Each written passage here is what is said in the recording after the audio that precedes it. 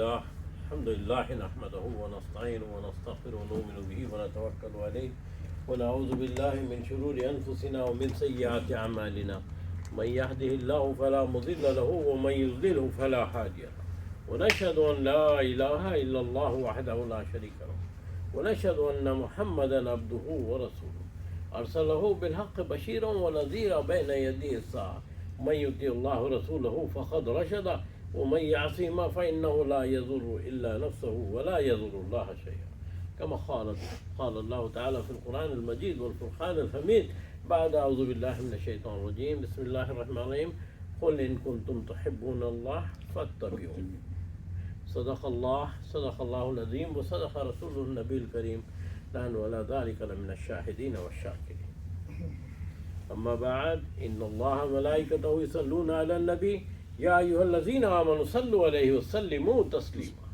اللهم صل على سيدنا مولانا محمد وعلى آله وصحبه أفضل صلواتك بعدد معلوماتك بارك وسلم اللهم صل وسلم على النبي الأمي وعاله اللهم صل على سيدنا مولانا محمد كلما ذكره الذاكرون وصل على محمد كلما غفل عن ذكره الغافلون قل إن كنتم تحبون الله فاتبعوني کہ آپ کہہ دیجئے کہ اگر تم کو اللہ سے محبت ہے تو میری اتباع کرو. سیدھا سا ترجمہ ہے، سبھی جانتے ہیں. لیکن اتباع کے لیے کیا چیز ضروری ہے؟ اتباع کے لیے کیا چیز ضروری ہے؟ تو ہم کو زیادہ ڈھونڈنے کی ضرورت نہیں پڑے گی.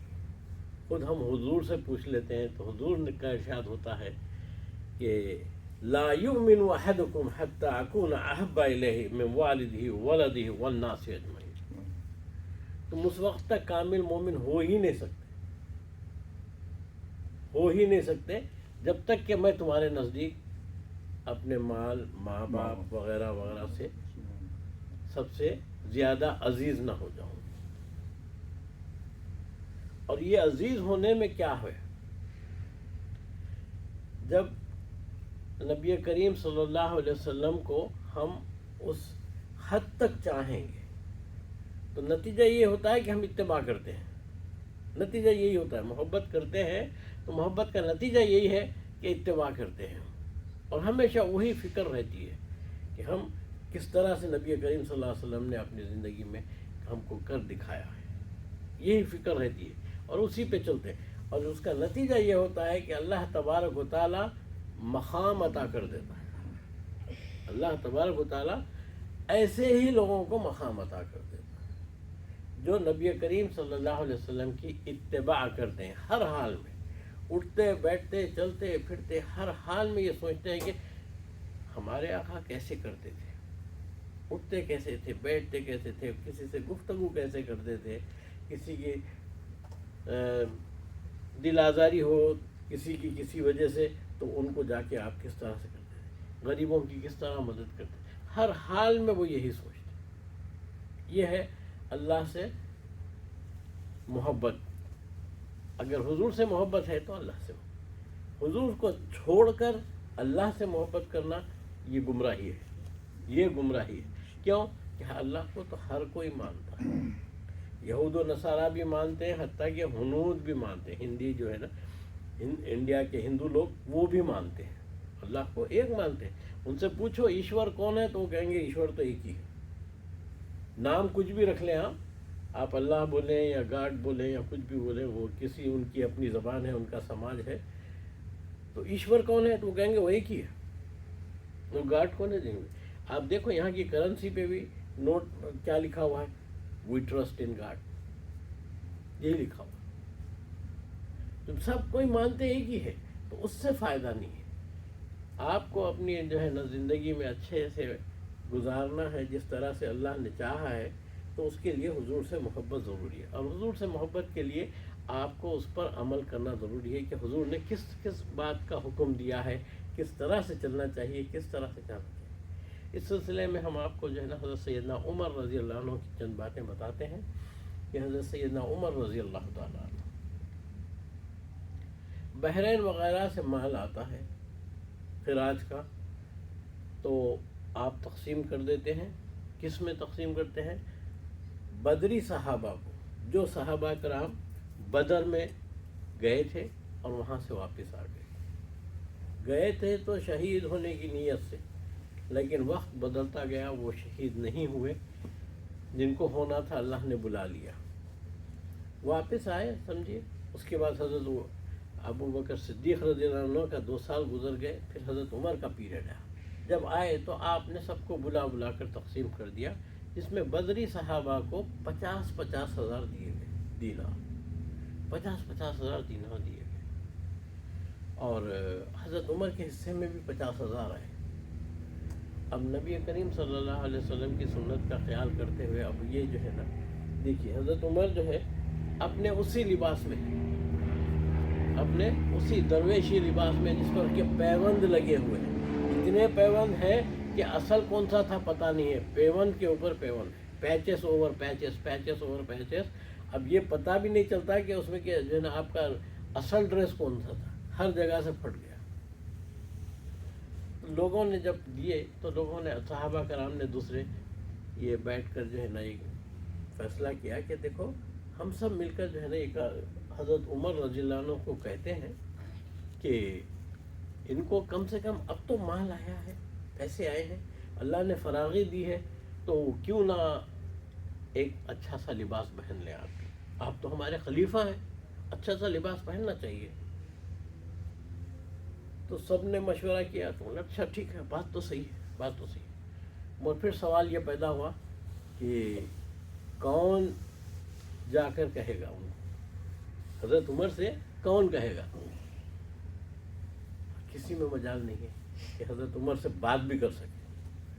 تو لوگوں نے کہا کہ اچھا ایسا کرو، ہم لوگ جو ہے نا مشورہ ہوا. پھر اس کے بعد یہ ہوا کہ حضرت علی کرم اللہ وجہ سے بات کریں کہ حضور سے خرابت بھی ہے، ان کی داماد ہیں، یہ ہے وہ ہیں، تو لہذا حضرت علی کو جا کے بولتے ہیں کہ دیکھیے یہ معارضہ ہے کہ اب یہ ہمارے خلیفہ ہیں، اللہ نے اتنا مال و دولت دے دی ہے، تو اس کو ظاہر بھی کرنا چاہیے، پہننا چاہیے، کم سے کم ایک نیا لباس، قمیص تو بنا لیں آپ. تو حضرت علی کرم اللہ وجہ نے کہا کہ بات تو بالکل صحیح ہے آپ لوگوں کی، مگر یہ کام میں بھی نہیں کر سکتا. کہ حضرت عمر سے کون بولے گا، میں بھی نہیں بول سکتا. تو بولے پھر کیا کرنا چاہیے، کیسے کرنا چاہیے؟ تو بولے ماں عائشہ رضی اللہ عنہا سے بات کرتے ہیں، ان کی بات وہ ٹالیں گے نہیں اور ان کی بات کو سنیں گے. اچھی بات. تو حضرت بی بی عائشہ سے جا کے کہتے تو بولے بڑی خوش ہوتی، بولتے بہت اچھی بات ہے، ٹھیک ہے بلا عمر. حکم دیے، آپ نے، لوگ گئے جا کے بولے کہ آپ کو ماں عائشہ بلاتی ہیں. یہ فوری آتے ہیں، فوری سب کام چھوڑ کے آتے ہیں. آتے ہی آپ کہتے ہیں کہ جیسے مجھے آپ نے یاد فرمایا، میرے آنے میں کہیں دیر تو نہیں ہو گئی؟ بولے نہیں نہیں، تم برابر وقت پہ آئے. اب بی بی عائشہ نے رکھی بات اپنی کہ دیکھو تم خلیفہ ہو، اب اللہ نے فراغی دی ہے، ہر ایک کو اتنے پیسے آئے ہیں، آپ کو بھی آئے ہیں، فلاں ہے، یہ ہے وہ ہے، تو آپ ایک اچھی سی قمیص کیوں نہیں بنا لیتے، ایک اچھا سا لباس بنا لیں، آپ خلیفہ ہیں، آپ فلاں ہیں، یہ ہے وہ ہے. تو بولے ٹھیک ہے، آپ کی بات بالکل صحیح ہے، آپ جو کہتے ہیں بالکل صحیح بات ہے. پھر اس کے بعد کہتے ہیں کہ بات میری بھی ہے، کچھ آپ اجازت دیں تو کروں. ہاں بولو بولو عمر، کیا بات ہے، بولو عمر کیا بات ہے. تو حضرت عمر رضی اللہ عنہ کہتے ہیں کہ میں نبی کریم صلی اللہ علیہ وسلم کو اس دنیا سے پردہ فرماتے وقت بھی اسی حال میں دیکھا تھا. پھر ان کے بعد ان کے خلیفہ حضرت سیدنا ابو بکر صدیق رضی اللہ عنہ کو بھی اسی حال میں دیکھا تھا، اور میں اسی حال میں جانا چاہتا ہوں. بس اتنی سی بات تھی، بی بی عائشہ رونے لگ گئی. تو بولے نہیں عمر، تم اپنی جگہ صحیح ہو، وہ لوگ بھی اپنی جگہ صحیح ہے، لیکن تم اپنی جگہ صحیح ہو، میں کچھ نہیں کہتی، تم جو کرنا ہے کرو، بالکل بالکل صحیح ہے تمہاری بات. یہ ہے اتباع، یہ ہے اتباع، اور یہ ہے محبت. اتنی محبت ہے نبی کریم صلی اللہ علیہ وسلم سے اور آپ کے عمل سے کہ دیکھو کس طرح سے ہے، ہاتھ میں سب کچھ ہے مگر یہ ہے آپ کا حال بھی وہی تھا کہ جو ہے نا اٹھتے تو جو ہے نا جو کچھ بھی تھا رہتا ہاتھ میں سب صدقہ خیرات کر کے نکلتے. وہ 50,000 تھے تو وہ بھی دے دیے, وہ بھی صدقہ خیرات کر دیے. پھر ایک وقت آتا ہے کہ جو کپڑے وغیرہ بھی آتے ہیں باہر سے بڑے, تو سب کو تقسیم ہو جاتے ہیں, اور آپ کے حصے میں بھی ایک کرتے کا کپڑا آتا ہے, چاہے کرتا بنا لے چاہے تہبند بنا لے, سب کو مل گیا, آپ کو بھی مل گیا. مگر جب جمعے کے خطبے پہ آپ جاتے ہیں تو آپ کے پاس تہبند بھی ہے اور کرتا بھی. اب آپ خطبہ دے رہے ہیں, ویسے میں ایک شخص کھڑے ہو جاتا ہے, کھڑے ہو کے بولتا ہے امیر المومنین آپ کے خطبے سے پہلے میرا ایک سوال ہے, ہم سب کو آپ نے ایک دیا ہے, یا آپ کے پاس دو کیسا آ گئے؟ آپ کے پاس یہ دو کیسے آ گئے؟ آپ جواب دیجئے اس کو. آپ سر جھکا کے بیٹھ گئے, حضرت عمر سر جھکا کے بیٹھ گئے. آپ کے صاحبزادے حضرت عبداللہ ابن عمر آپ کھڑے ہوئے, کھڑے ہو کر کہنے لگے کہ دیکھو بات ایسی ہے کہ میرے والد محترم کے پاس کچھ بھی نہیں تھا, کچھ بھی نہیں تھا, تو میں نے ان کو اپنا کرتا بھی دے دیا, اس لیے ان کے پاس دو ہے, یہ دو لیے نہیں ہیں, یہ دو لیے نہیں ہیں, ان کو دے دیا گیا. خلیفہ وقت ہے, 32 لاکھ کے مربع اسکوائر کی زمین ہے آپ کے پاس, اور اس زمین کے اوپر آپ جو ہے تو حکومت کرتے ہیں, اور آپ کا حال یہ ہے کہ ایک خمیس بھی نہیں, ایک خمیس بھی نہیں ہے. اور دیکھو کیسے ہے, صحابہ کرام بھی آپ سے پوچھتے ہیں کہ آپ کے پاس دو کیسے ہیں, بھری محفل میں. آج ذرا پوچھ کے دیکھو, آپ کے خاندان کو اٹھا لیں گے. اب کیسا پوچھتے, آپ پوچھے کیسا, کیا سمجھ کے پوچھے, اور فوری اٹھا لیں گے آپ کے خاندان. اللہ محفوظ رکھے, اللہ محفوظ رکھے. اللہ سے ہماری یہ دعا ہے کہ اللہ ہم سب کو جو ہے نا نبی کریم صلی اللہ علیہ وسلم کی سنتوں پر عمل کرنے کا توفیق عطا فرمائے. وما علینا الا البلاغ.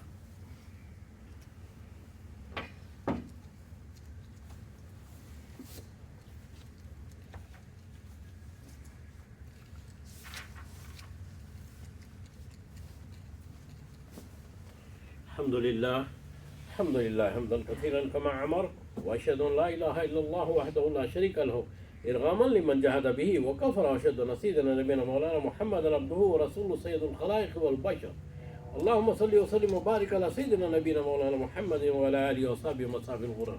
عباد الله اتقوا الله تعالى من سماع اللغو وفضول الخبر, وانتهوا عما نهاكم عنه وزجرا, واعلموا أن الله أمركم بأمر بدا فيه بنفسه وثنى بملائكة المسبحة لقدسه, وسلط بكم أيها المؤمنون من بره جنه وإنسه, فقال تعالى مخبرا وعامرا إن الله وملائكته يصلون على النبي يا أيها الذين آمنوا صلوا عليه وسلموا تسليما. اللهم صل وسلم وبارك على سيدنا نبينا مولانا محمد إمام الحرمين وصاحب الهجرتين وعلى آل محمد, فيا أيها الراجون من الشفاعة صلوا عليه وسلموا تسليما. اللهم صل وسلم وبارك على سيدنا نبينا مولانا محمد نور القلب وقرة العين وعلى آل محمد, فيا أيها المشتاقون إلى رؤيا جماله صلوا عليه وسلموا تسليما.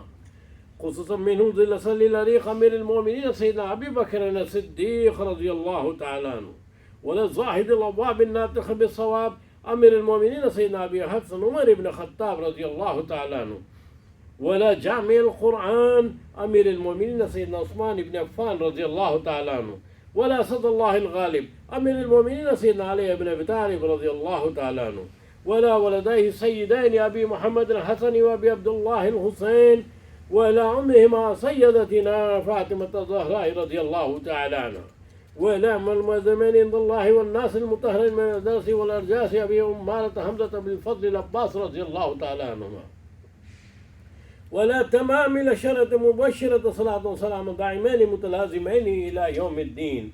اللهم أعز الإسلام والمسلمين, واغفر الكفرة والمبتدية والمشركين. اللهم شتت شمل أعداء الدين ومزق جمعهم يا مبيد الظالمين. اللهم النصر من نصر دين محمد صلى الله عليه وسلم, واغذل من خذل دين محمد وجعل اللهم آمنة مطمئنة البلدان مسلمين واكتب اللهم استر والسلامة والعافية علينا ولا بيدك الحجاج والغزاة والمسافرين في برك وبحرك من أمة محمد أجمعين.